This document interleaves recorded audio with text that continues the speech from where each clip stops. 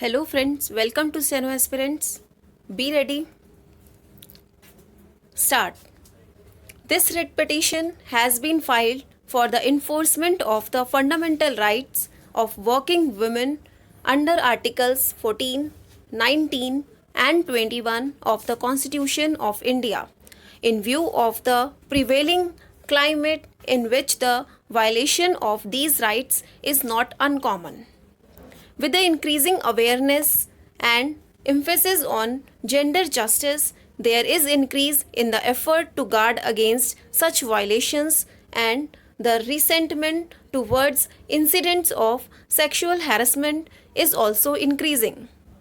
The present petition has been brought as a class action by certain social activists and NGOs with the aim of focusing attention towards this societal aberration and assisting in finding suitable methods for realization of the true concept of gender equality and to prevent sexual harassment of working women in all workplaces through judicial process to fill the vacuum in existing legislation.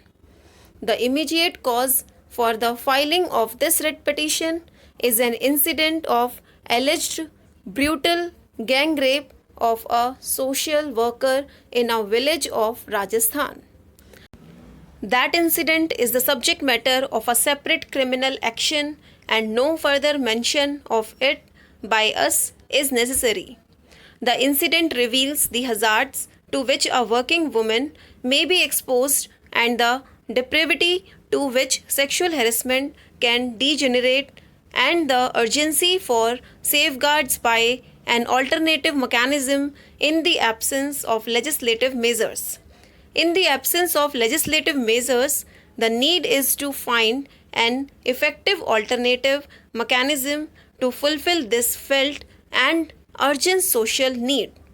Each such incident results in violation of the fundamental rights of gender equality and the right to life and liberty. It is clear violation of the rights under Articles 14, 15 and 21 of the Constitution. One of the logical consequences of such an incident is also the violation of the victim's fundamental right under Article 19(1)(g) to practice any profession or to carry out any occupation, trade or business. Such violations therefore attract the remedy under Article 32 for the enforcement of these fundamental rights of women. This class action under Article 32 of the Constitution is for this reason. A writ of mandamus in such a situation, if it is to be effective, needs to be accompanied by directions for prevention, as the violation of fundamental rights of this kind is a recurring phenomenon.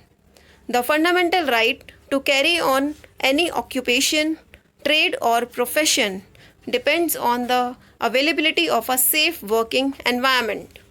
Right to life means life with dignity. The primary responsibility for ensuring such safety and dignity through suitable legislation and the creation of a mechanism for its enforcement is of the legislature and the executive.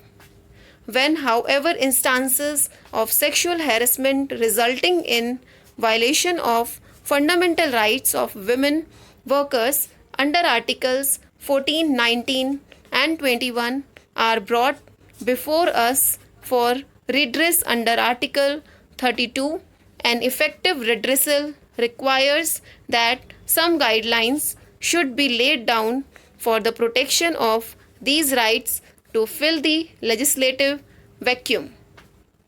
The notice of the petition was given to the state of Rajasthan and the Union of India. The learned Solicitor General appeared for the Union of India and rendered valuable assistance in the true spirit of a law officer to help us find a proper solution to this social problem of considerable magnitude. In addition to Miss Minakshi Arora and Miss Naina Kapoor, who assisted the court with full commitment, Shri Fali S. Nariman appeared as amicus curiae and rendered great assistance. We place on record our great appreciation for every counsel who appeared in the case and rendered the needed assistance to the court, which has enabled us to deal with this unusual matter in the manner considered appropriate for a cause of this nature. Stop.